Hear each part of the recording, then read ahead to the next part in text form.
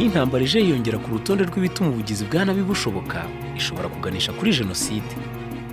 Uko intambara igenda ikaza umurego, ni nako abantu bagenda barushaho kumenyera no kwitabira ubugizi bwa nabi ndetse n'ubwicanyi.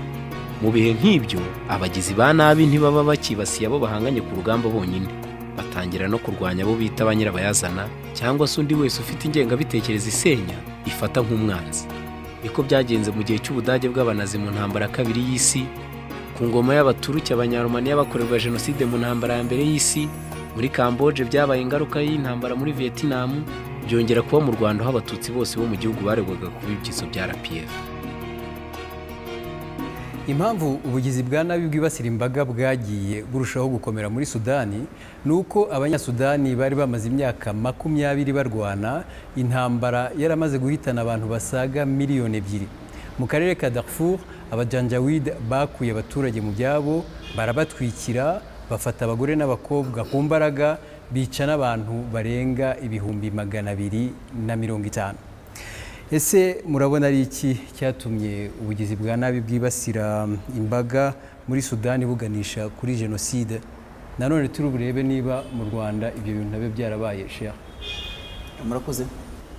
Sinibaza yuko intambara irambye igihe kirekire bisobanura ko irangira aba jenoside.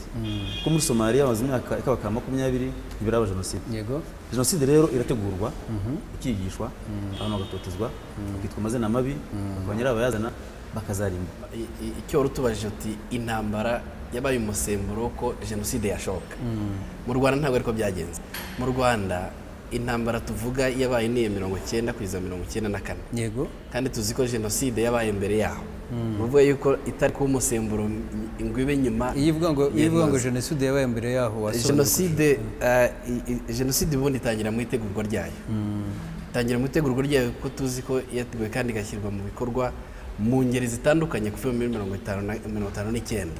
Kuko Abatutsi barapfuye muri 1959, 1963, 1973 na 1962 kugeza ku ndunduro yayo muri 1994. Reka twumvira yanzu yarase. Kino wenda nge nanyuranya na bagenzi banjye. Niko turavuga jenoside mu Rwanda, tukavuga yuko yatangiye muri 1959. Jenoside keretse mumbwiye ko muri 1959 batangiye gutegura jenoside yabaye iyi ngiyo muri 1994. Niba harabaye ubwicanyi, kwa ko jenoside ifite definition yayo, niba harabayeho kuvuga ngo no kugira nyirabayaza usha target ntuza itsinda ry'abantu ushaka kurimbura, ariko hagomba kubaho hariho iyo preparation, iyo intention yo kurimbura abo bantu.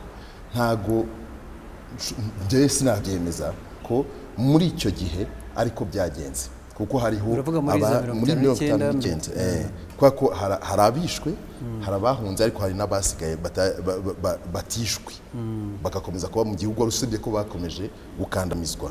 Numva rero kubifatanya byose ngo tuvuge ngo muri 1994 jenoside ari iyo yateguwe muri 59, numva aho ngaho ari ibintu discussion zigomba kubora wenda umuntu arebe amateka, kuko ikintu ngeno uko mbyumva niko ngarutse kuri iyo nsanganyamatsiko, niko intambara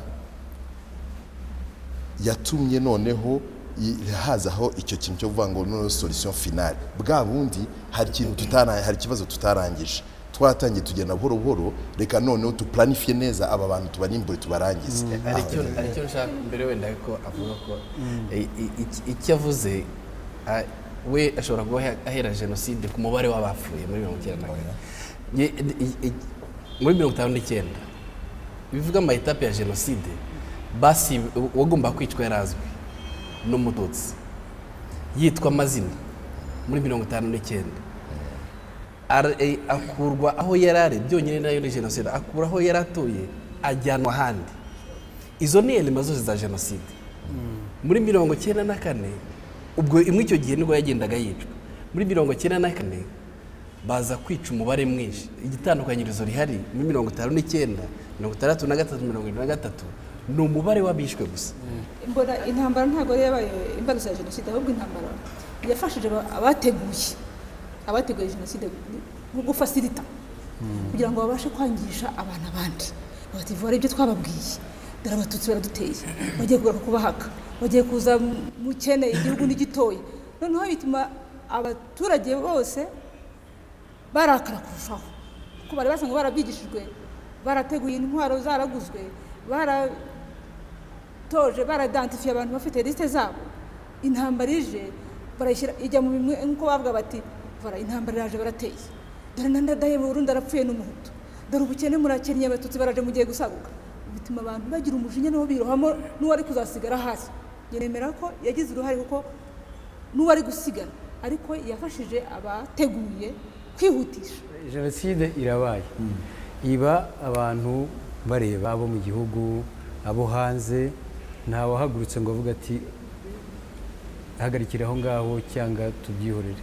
Muri Sudani byarabaye igihe kirekire, mu Rwanda byarabaye. Mu Rwanda mwabibonaga mute? Hari ingabo z'umuryango w'abibumbye, muribuka General Dallaire wari uziyoboye, yari yaranohereje raporo muri ONU asobanura yuko mu Rwanda harimo hategurwa jenoside. Barimo baha imyitozo interahamwe. Ibyo bintu byose nabyo ni ibintu byakorwaga, bigakorwa n'ubuyobozi bwari buriho icyo gihe ariko bufatanyije n'inkunga y'amahanga. Bivuze ngo rero amahanga yaradutereranye, ariko n'abanyarwanda ubwacu ntitwabasha kubihagarika, kuko uwagombaga kurengera abaturage ni nawe wagiraga gute, ni nawe wabarenganyaga. Kureberera ngira ngo umuntu yanabishyira no mu nyito y'ingabo ubwazo za minuar, yari mission des Nations Unies pour assistance. Bari baje nko gufasha gushyira ya masezerano yarusha mu bikorwa.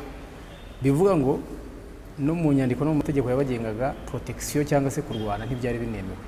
Yewe nyana byibuka kuko naranababonaga, nari nabaga hano Kimihurura kuri FAC niho nigaga, banagendanaga n'imbunda zidafite utubita magazine, bakadushyira ku rundi ruhande ku buryo rwose bigaragara ko atagomba kuyigeraho. Ariko ubwo nabimenye nyuma ho numviye ko batagombaga no kurasa, batagomba no kugira ikintu cyitwa isasu, kandi kuko byarabaye bagira naho basaba uburenganzira bwo gukiza bari barimo kwicwa, barabwira bati si cyo cyabajyanye. Kuba barareberero byagize iyihe ngaruka? Ndibuka aba basirikare bose b'amahanga baza mu Rwanda, reaction ya mbere wabonaga abantu wenda babatinya ko baje bafite equipment zigaragara, basa naho baje gukora akazi koko. Ariko aho baboneye cyane cyane no muri Somalia abanyamerika ukuntu bagiye bicwa, bavuze se burya abana bantu no kubona bambaye gusa nta n'ikintu bakora, nta nubwo biri muri manda yabo. Aho ngaho rero ni ngombwa bihingufu wa undi wica uvanga uyu nguyu nicyo nakora cyose n'ikimenyimenyi, nabo ubwabo ntibashoboye kwidefanda. Jenoside itangiye ababirigi 10 bose barabafashe barabica bafite imbunda, bazishyira hasi kubera ko bari baranje kubona yuko aba bantu bafite itegeko riri aho ngaho risa naho batagomba kurasa, atagomba kugira umuntu bakiza, ntibabasha no kwikiza nabo ubwabo. Kurebera kugira impamvu. Ndibuka ari umuyobozi wa Amerika wavuze ngo nta strategic interest ziri mu Rwanda zatuma bohereza abasirikare kuza gupfira no kubapfira muri Somalia. Kureberera rero nimba abantu bagomba kubanza kugira peteroli, uranium se, zahabu kugira ngo bashe gutabarwa, kureberera kuzahoraho kuko hari ibihugu byinshi bidafite iyo gahunda. Ariyo mpamvu burya muri Syria hadatabarwa vuba nkuko batabaye Libya, Yemen batatabarwa vuba nkuko batabaye Libya. Nibyo byose rero. Ikindi nuko akenshi ibihugu by'amahanga bibondera imbaraga muri benshi. Muri benshi rero ukibaza yuko abatutsi bamwe nuko abato no kubivuga bashobora kuba bakeya, bityo n'ubwo banabarangiza wenda ntacyo bitwaye. Freddy, nari ngoretse ngo uruhuke gato, reka tugaruke kuri cya kibazo cy'intambara. Kuki se mu minsi isanzwe, mu bihe bisanzwe abaturage batihutira kwitabira cyangwa se bitabira gake ababahamagarira kugira ubugizi bwa nabi, ariko hazamwe intambara bakabyitabira kurusha? Ubisobanura ute? Uko mbisobanura biterwa n'iki wateguye intambara ashyize imbere, agahera none ku baturage ubwo buryo bateye mu rwego rw'ubukungu, mu rwego rw'iki, hari icyo basezeranye.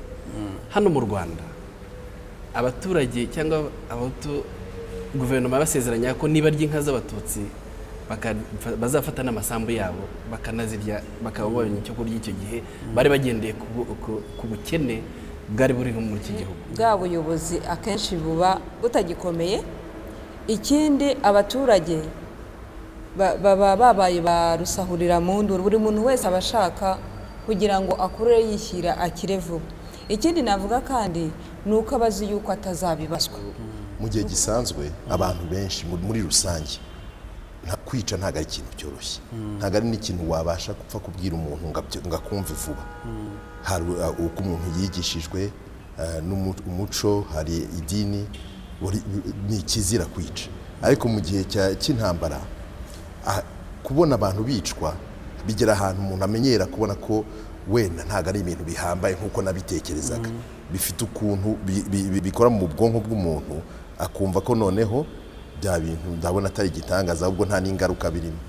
akenshi nyine iyo intambara yakwiriye umuntu abona abantu bicwa, abantu bapfa, abantu bajya mu bikorwa byo kwicana, ntihagire n'ugira icyo abakoraho, ntihagire ubuyobozi buba buri ku ruhande bugomba gukasa izo mbaraga z'abarimo kwica.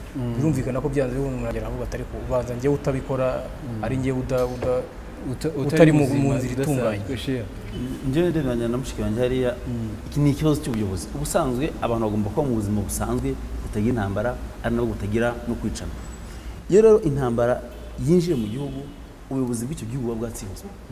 iyo butsinzwe rero nta kindi abantu bose barisanzura bakora ibyo bashatse, ariko mu kuri nta mpamvu n'imwe yatuma intambara mu gihugu. iyo murabyibuka komisiyo y'ubumwe n'ubwiyunge itanga raporo ngira ngo umwaka ushize cyangwa se mbere y'umwaka ushize, mu bushakashatsi bwakozwe kuri jenoside nimba yakongera kuba mu Rwanda, icyagarutswe nuko haramutse hari ubuyobozi butareberera abanyarwanda, jenoside yakongera kuba. urabyibuka ni ukuvuga ngo ni ikibazo cy'ubuyobozi rero, nta kindi. Fred, mu magambo abiri gusa hanyuma dukomeze. mu magambo abiri, icyo mvuga ni ikibazo cya insekirite cyangwa se kumva umutekano. icyo bijutifiya ko mu gihe cy'amahoro ubwira umuntu ngo nakora iki aza bigura intege, ariko mu gihe cy'intambara iyo umaze kumubwira ati intambara nutaza ngo dufatanye, nawe ubwawe n'ibintu byawe n'abantu bawe n'ibiki byose bafite insekirite. abantu rero bazamase ugakorera no mu bwoba, ugakorera mu bwoba noneho, kuko insekirite cyangwa se ubwoba bw'abayobozi bamaze kubwinjiza mu baturage nabo bikabasaza kuko bagira ngo birwaneho. Tumaze kubona uburyo intambara ishobora gutuma ubugizi bwa nabi bwibasira imbaga bugana kuri jenoside. Dushobora noneho gushakira hamwe uko abantu bagerageza kuburizamo ibikorwa nk'ibyo ngibyo. Ariko mbere yaho tubanze twumve icyo abanyarwanda muri rusange babiziho. Byaba bitewe n'ukuntu yaba yatangiye cyangwa yateguwe. se intambara y'uyu mugenzi wanjye ntabwo yaba igamije ya jenoside. Jenoside irategurwa intambara yo ushobora guhura n'umuntu gutya tukarwana. hari intambara iba itagamije kuri jenoside bitewe n'uko umuntu aba akurakaje mukagirana ibibazo bitakumwikemurira bitewe n'umujinya. Sasa hari intambara y'amagambo, jenoside nayo iri ukwayo. Igihugu gishobora gutera ikindi ntabwo twahita ko ari jenoside iyo ngiyo, cyangwa se wenda bikaba ndwanye nawe dupfa wenda amafaranga, iba ari yitwa intambara ariko intambara itari jenoside. Ubundi jenoside uko mbibona cyangwa se nuko nayibonye ni uko hari ikintu gitegurwa mbere cyangwa se kikamara igihe gitegurwa, ariko hakaba ari intambara ishobora kuba gutya mbese ari nk'itunguranye.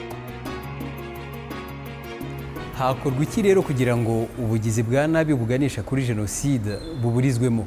Turabigarukaho nanone tugereranya ibyabaye muri Sudani n'ibyaranze u Rwanda mu mateka no muri iki gihe. Ni iki cyakorwa kugira ngo ibitekerezo cyangwa se ubugizi bwa nabi buganisha kuri jenoside buburizwemo nubwo haba ari mu ntambara? Intambara igomba kwanza ikarangira. Itari yarangira abantu bakavuye mu gihugu, igomba kwanza igahagarara, hakajyaho ubuyobozi bufite intege burengera abantu bose muri rusange, hanyuma bakaganira. Bivuga rero ko mu gihe intambara itari yahagarara bya bikorwa bishobora kwikomereza. Oya, urugero ufashe ku Rwanda, ufashe hano mu Rwanda.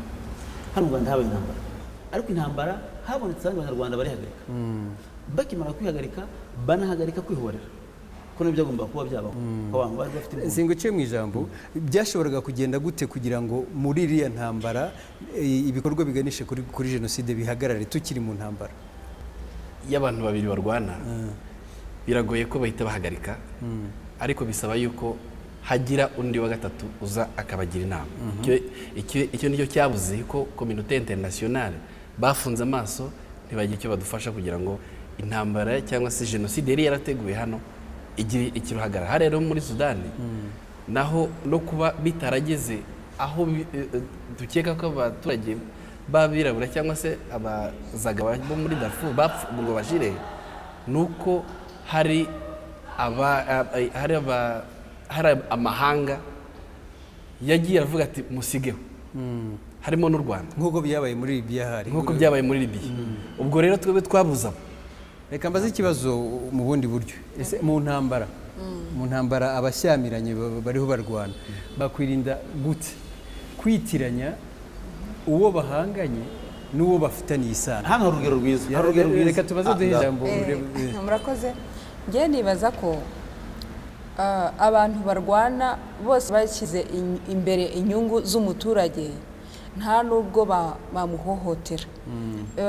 Mu masezerano ya Geneve agenga ibijyanye n'umutekano w'abaturage mu gihe cy'intambara, ni ukuvuga ngo niba hari abantu babiri barwana, ubundi ntabwo byagombye kugira ingaruka ku batari mu mirwano, ntabwo bagombye kubica cyangwa ngo bagire ikindi kintu babatwara.